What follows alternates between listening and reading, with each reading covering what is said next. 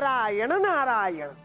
श्री पार्वती देवी आणि श्री गंगा माता यांच्या ऋणानुबंधाची ही कथा आता अंतिम चरणावर आहे। त्यांच्या त्यावेळी नेमके काय घडले हे मी सांगणार आहे। हे श्री महादेव, हे सांगताना आपली माझ्यावर कृपा असावी। मी यथाशक्ती आपली स्तुती करण्याचा प्रयत्न करतो।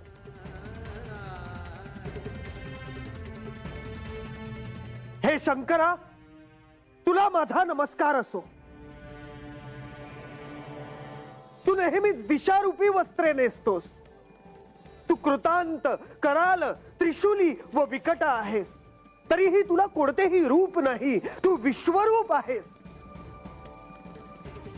प्रणत आत्मा, प्रणित देह, स्वाहाकार, प्रलय करणारे, विकट, सुंदर, कुठार, प्रणत आत्मा, प्रणित देह, नित्य काया जटांचा संभार धारण करणारे, श्रीकंठ, नीलकंठ, चितेतील भस्म अंगाला लावणारे, सर्व देवांना जन्म देणारे, सर्व प्राण्यांचा आत्मा असलेले असे आपण आहात। सांख्य सिद्धांत जाणणारे आपणास पुरुष म्हणतात। आपण सर्व पर्वतांमधील महामेरू आहात, सर्व नक्षत्रांमधील चंद्रमा आहात, सर्व ऋषींमधील वसिष्ठ आहात, सर्व देवांमधील इंद्र आहात। महासंहाराच्या वेळी आपण आपल्या तिसऱ्या डोळ्यातून अग्नी निर्माण केला होता। त्या अग्नीने सर्व चराचर, सर्व लोक जाळून टाकले होते। या अग्नीसारखेच वाईट काम, क्रोध, लोभ, मोह, दंभ, उपद्रव हे अग्नी निर्माण झाले। त्याने मनुष्यासकट सर्व प्राणी मात्र ग्रासले। या अशा रीतीने जळणाऱ्या आमचे आपण रक्षण करा।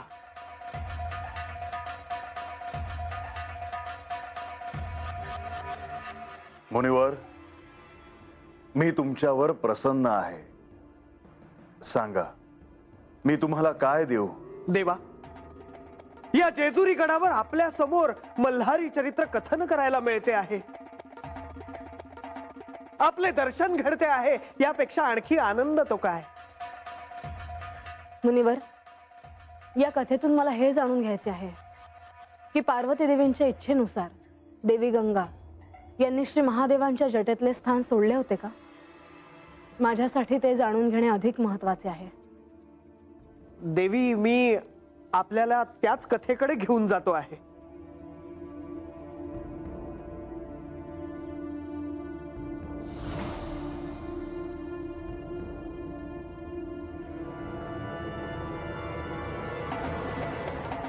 गंगा, तू इथे?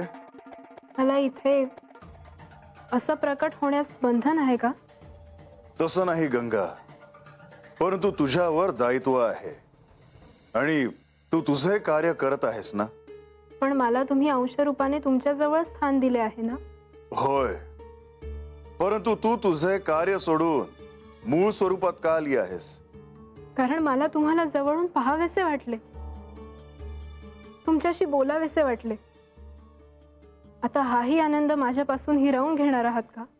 पण गंगा, तुला ठाऊक आहे ना की पार्वतीला तू इथे या कैलासात आलेलं नकोय। त्यांचं मला ठाऊक आहे, परंतु तुम्हालाही असंच वाटतं आहे? तुम्हाला मी तुमच्या समीप नको आहे का?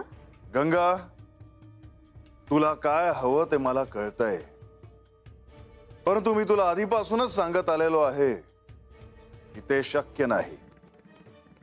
तरी पण तू या सृष्टीच्या कल्याणाचं कार्य करत आहेस म्हणून मी तुझ्यावर प्रसन्न आहे। तेव्हा गंगा, ह्यात तुला आनंद नाहीये का? मी माझ्या कार्यात कोणतीही उणीव पडू देणार नाही, परंतु मला तुमचा सहवास देखील हवा आहे। गंगा, मी तुझ्या प्रवाहाला, तुझ्या आवेगाला नियंत्रित केलं आहे, त्याला दिशा दिली आहे, पण तरीही तू अशी का वागत आहेस? कारण श्री महादेव, माझे प्रेम आहे तुमच्यावर। गंगा, याचा अर्थ असा होतो की देवी गंगा या हट्टाने श्री महादेवांजवळ त्यांना राहता यावे म्हणून ते स्थान त्यांनी सोडले नाही। तसे नाही देवी। मग याचा अर्थ काय आहे मुनिवर? गौतम ऋषी गंगेला दुसऱ्या स्थानापर्यंत घेऊन गेले असले तरीही गंगेचे अस्तित्व अंश रूपाने माझ्या जटेमध्ये होते. पण ही प्रतारणा आहे, हे अयोग्य आहे. पार्वती देवींचे अपरोक्ष असं कसं घडू शकतं? देवी, त्यांच्यापासून हे लपून राहिले नाही. मला तेच समजून घ्यायचे आहे मुनिवर, की पार्वती देवींना हे कसे कळले की देवी गंगा यांनी ते स्थान सोडले नव्हते. अर्थात श्री महादेवांना सोडून जाण्यापासून त्यांनी नकार दिला होता. नारायण नारायण. श्री पार्वती देवी आनंदात होत्या की त्यांचे पती एका परस्त्रीपासून मुक्त झाले आहेत.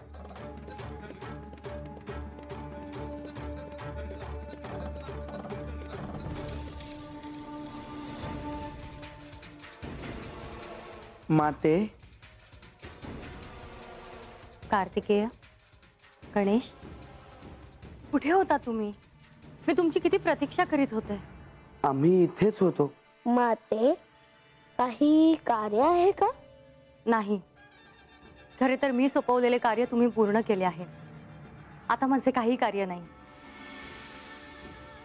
अखेर ती गंगा या कैलासापासून दूर गेली. आता मी निश्चिंत आहे. आता तिने तिचे कार्य करावे, माझ्या संसारात हस्तक्षेप करू नये. आणि तिने यांच्यापासून दूर राहावं इतकीच अपेक्षा होती माझी. आणि तुम्ही माझी ती इच्छा पूर्ण केलीत. माते, तुझी इच्छा आहे आणि आम्ही ती पूर्ण करणार नाही, असं कसं होईल? मी प्रसन्न आहे तुमच्यावर. बंधू, आपण सत्य सांगावे असे मला वाटते. मी सत्यच बोललो आहे श्री गणेश. काय झाले गणेश? तुला काही सांगायचे आहे का? नाही माते. तुम्ही माझ्यापासून काही लपवता आहात का? माते, आम्ही लपवले नाही, पण सत्य तुला ठाऊक असावे असे मला वाटते. म्हणजे मी समजले नाही. श्री गणेश, आत्ता हे बोलायलाच हवं का? माते, आपली इच्छा नसेल तर मी नाही बोलणार. नाही, मला आता ते कळायलाच हवे. असे काय झाले आहे? माते, श्री गंगा देवी पिताश्रींपासून दूर गेले आहेत. ह्या आनंदात आपण राहू नये. पण गौतम ऋषी तर तिला ह्या स्थानापासून दूर घेऊन गेले आहेत. हो, पण श्री गणेश. कार्तिकेय, तू त्याला थांबवू नकोस. काय झाले आहे गणेश? श्री गंगा देवी पिताश्रींना सोडून गेले आहे. हा एक भ्रम आहे.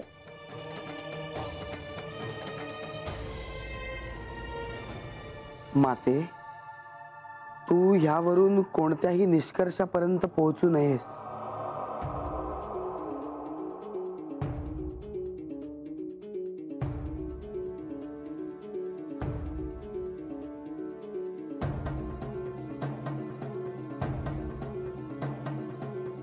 महाराज, मला एक सांगायचं बी आहे आणि विचारायचं बी आहे. जी नारायण नारायण. सांग बानू. गंगा देवींनी सांगितलं होतं का महादेवांनी बोलवल्यावर त्या पृथ्वीवर येतील. मग महादेवांनी त्यासनी बोलवलं, मग त्यात त्यांची काय चूक आहे?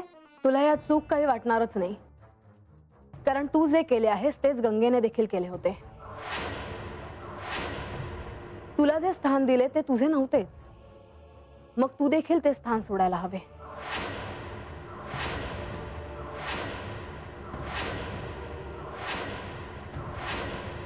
म्हाळसा, आख्यानात जे सांगितले आहे ते आपण श्रवण करूया. मुनिवर.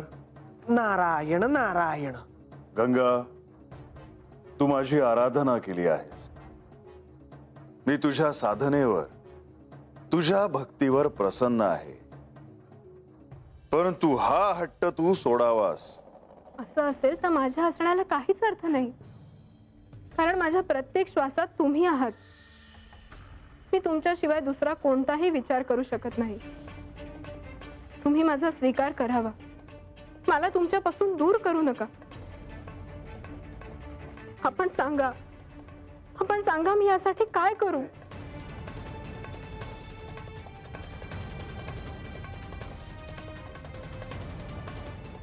आपण सांगा श्री महादेव, मी यासाठी काय करू? गंगा, तू कितीही साधना केलीस तरी हे कसे प्राप्त होईल? माझी अर्धांगिनी म्हणून सर्व अधिकार मी पार्वतीला दिले आहेत. तुम्ही मला कुठलेही अधिकार देऊ नका,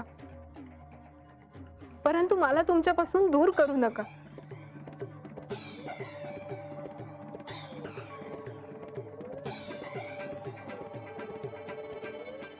मी तुमच्याशिवाय नाही जगू शकणार.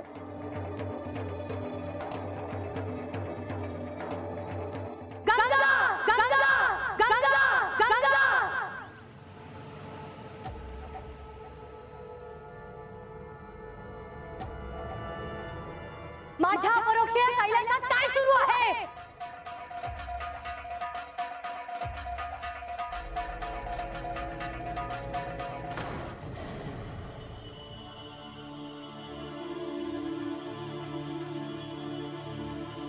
मुनिवर, तुम्ही असे शांत का?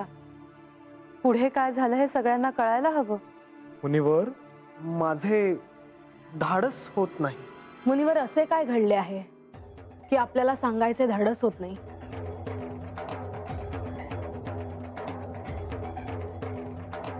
मुनिवर, आपल्याला भय बाळगण्याचे काहीच कारण नाही. जे काही घडले आहे ते आपण सांगावे. आणि मुनिवर, तुम्ही तर निर्भय आहात. क्षमा असावी, मी प्रयत्न करतो.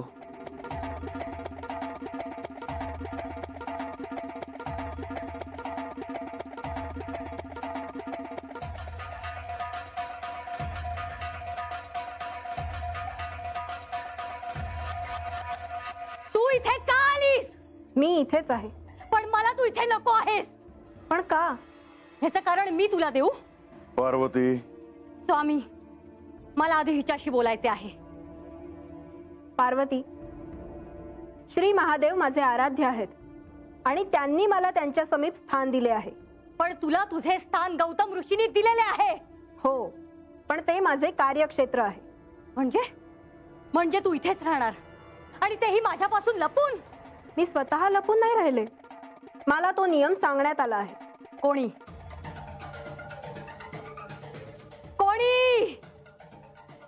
पार्वती, मी तिला समजून सांगितले आहे. स्वामी, आता कुणीही कुणाला समजून सांगण्याची वेळ राहिलेली नाही. हा क्षण निर्णयाचा आहे. पार्वती, मी तुझी भगिनी आहे. माझ्याशी बोलताना तू याचं भान ठेवावंस असं मला वाटतं. तुला ह्याचे भान आहे का? भगिनीच्या संसारात विष कालवते आहेस तू. मी केवळ माझा अधिकार मागते आहे. अधिकार? कसला अधिकार? प्रेमाचा. स्वामी, आत्ताच ह्याचा निर्णय घ्यायला हवा. श्री महादेवच ह्याचा निर्णय घेतील. तुम्हीच सांगा स्वामी, तुमचे हिच्यावर प्रेम आहे का?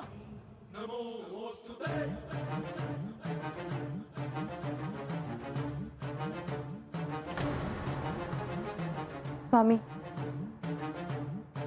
आता आपण हस्तक्षेप करण्याची वेळ आली आहे. आपण त्वरित कैलासात जाऊया. नाही देवी, या प्रसंगी काय होते ते इथूनच पाहणे योग्य ठरेल. परंतु असे का? श्री पार्वती देवी कोणत्याही क्षणी त्यांच्या कालीच्या मूळ रूपात जातील. अशा प्रसंगी त्यांच्या क्रोधाला आपण सामोरे जाणे योग्य ठरणार नाही. परंतु ह्यात गंगेचे संरक्षण करायला हवे. अन्यथा काय घडेल सांगता येत नाही. गंगेला प्रत्यक्ष श्री ब्रह्मदेवांनी, श्री महादेवांनी समजावून सांगितले तरी तिने ऐकले नाही. तिने ऐकले असते तर आज ही परिस्थिती उद्भवली नसती. परंतु तिचे श्री महादेवांवरती प्रेम आहे, तेही आपण समजून घ्यायला हवे. हे आपण बोलत आहात? हो, कारण मार्कंडेय ऋषींनी तिला भविष्य सांगितले होते की तिचा आणि शिवाचा ऋणानुबंध जुळेल. त्या आशेवरती इथपर्यंत आली. तिने खूप प्रतीक्षा केली आहे. आता अचानक तिला असं दूर लोटून कसं चालेल? देवी, याही पेक्षा एक महत्वाची गोष्ट तुम्ही विसरत आहात. ती कोणती? गंगेला पृथ्वीवर आणण्यासाठी अनेक प्रयत्न करण्यात आले. श्री ब्रह्मदेवांनी तिची भेट घेतली. श्री महादेवांनी तिचे आवाहन केले, त्यानंतर ती पृथ्वीवर अवतरली. ती मनुष्याच्या उद्धाराचे कार्य करत आहे. आता यात बाधा नको. हो, मला देखील त्याची चिंता आहे. श्री पार्वती देवींच्या क्रोधात काही अनर्थ घडायला नको.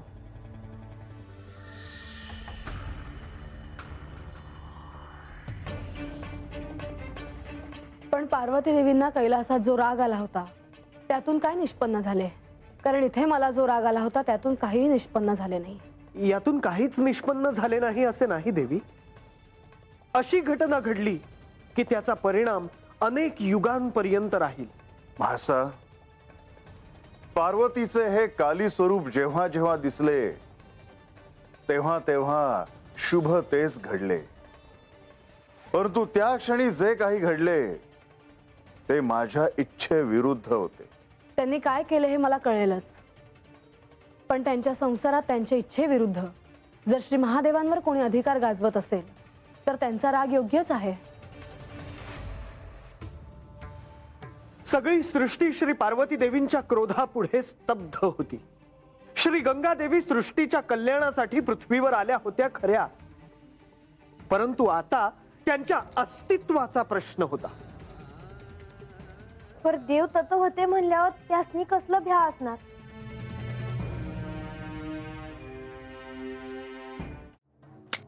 नारायण नारायण, याचं उत्तर श्री खंडेरायच देऊ शकतील. सांगतो, पण त्याआधी जे काही घडले ते आपण सांगावे. नारायण नारायण.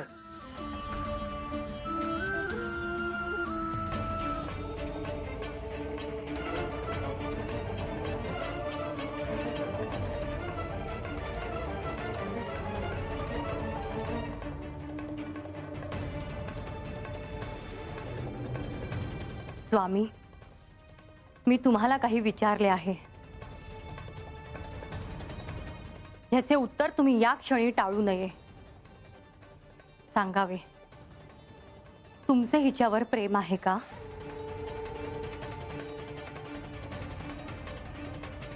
पार्वती, एक आराध्य म्हणून मला तिच्याविषयी प्रेम आहे, ममत्व आहे. परंतु तू जे समजत आहेस ते स्थान मी तिला दिलेले नाही. पण मग ही इथे का?